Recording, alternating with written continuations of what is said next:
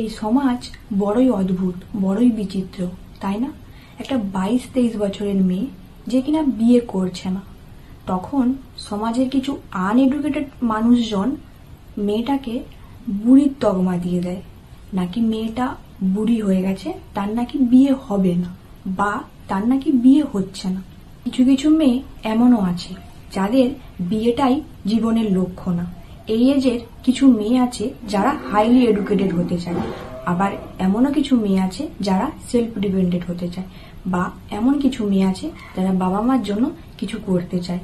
আবার এমনও কিছু মেয়ে আছে যারা তাদের সঠিক জীবনসঙ্গীর জন্য অপেক্ষা করছে। হয়তো তারা যেমন চায় সেরকম জীবনসঙ্গী পাচ্ছে না, তাই তারা ওয়েট করে আছে সেই সঠিক মানুষটার জন্য। এমন নয় যে তারা বিয়ে করবে না, বিয়ে তারা করবে, হয়তো একটু দেরিতে। সঠিক মানুষটাকে পেয়ে গেলে কি হবে, 20 বছর বয়সে বিয়ে করে 26 বছর বয়সে যখন ডিভোর্স হয়ে যাবে, তখন সমাজের এই আনএডুকেটেড মানুষজনই বলবে, ছি, সংসার করতে পারলো না তাই ডিভোর্স হয়ে গেল। এরাই সমাজের কিছু আনএডুকেটেড মানুষজন। সবকিছুতেই এদের বলা লাগে, এরা কিছুতেই বলতে ছাড়ে। একটা 22-23 এজের মেয়ে যারা বিয়ে করেনি, তাদের অনেক কথা শুনতে হয় যে তারা বিয়ে করেনি, তারা বুড়ি হয়ে গেছে, কেননা তাদের এজ 22-23 হয়ে গেছে। শুধু তাদের না, তাদের মা বাবাদের অনেক কথা শুনতে হয় যে তারা তাদের মেয়েকে বাড়িতে বসিয়ে বসিয়ে বুড়ি করছে।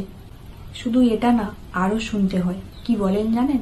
যদি মেয়েটা সেলফ ডিপেন্ডেন্ট হয়, যদি সে তার বাবা মাকে হেল্প করে, তখন তারা বলে, ছি, তোদের লজ্জা করে না, তোরা তোদের মেয়ের ইনকামে খাস।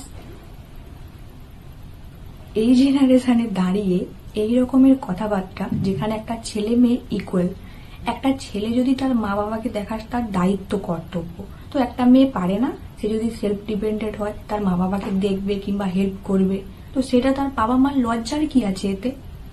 এটাই আমি বুঝলাম না।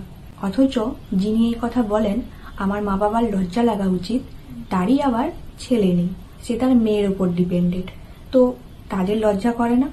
অথচ তাদের লজ্জা করবে না, তাদের মেয়ের বিয়ে হয়ে গেছে আর আমার বিয়ে হয়নি, তাই আমার মা বাবার লজ্জা পাওয়া উচিত। তাই কি ব্যাপারটা কি এরকম কিছু হতে পারে? আমার জানা নেই। একটা কথা বুঝি না, সবার নিজের মতো লাইফ, যে যার লাইফে সে তার ব্যস্ত থাকে। তো কে 20-তে বিয়ে করবে, কে 22-এ বিয়ে করবে, বা কেউ 26-এ বিয়ে করবে। তো সমাজের এই আনএডুকেটেড মানুষজন কেন তাদের নিয়ে এত কথা বলে? যেখানে তার মা বাবা মনে করে না যে 22-23 হয়ে গেছে, আমার মেয়ের আমাদের কাছে বোঝা হয়ে গেছে, সেখানে আপনারা আনএডুকেটেড মানুষেরা কেন বলতে আসেন যে যার লাইফ সে তার মতো করে দেখে নেবে? আপনারা কেন বলবেন? তবে কি এটাই আমাদের সমাজ? একটা মেয়ে 22-এর পর থেকে সে আর তার মতো বাঁচতে পারবে না, কিংবা তার মা বাবা সবসময় ভয়ে ভয়ে থাকবে কোথাও না কেউ কিছু বলে দেয় যে মেয়ের কেন বিয়ে দিচ্ছেন না? তো আমি এই আনএডুকেটেড মানুষজনকে একটা কথাই বলবো, 2024-এ দাঁড়িয়ে নিজেরাও একটু এডুকেটেড হন, আর নিজের বাড়ির ছেলে মেয়েদেরও এডুকেটেড করান, বা 18 বছরে বিয়ে দিন, হোয়াট এভার, যা ইচ্ছা করুন।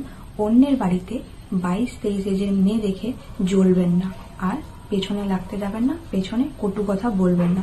তাদেরকে তাদের মতো করে বাঁচতে দিন, বা জীবনে এগিয়ে যেতে দিন।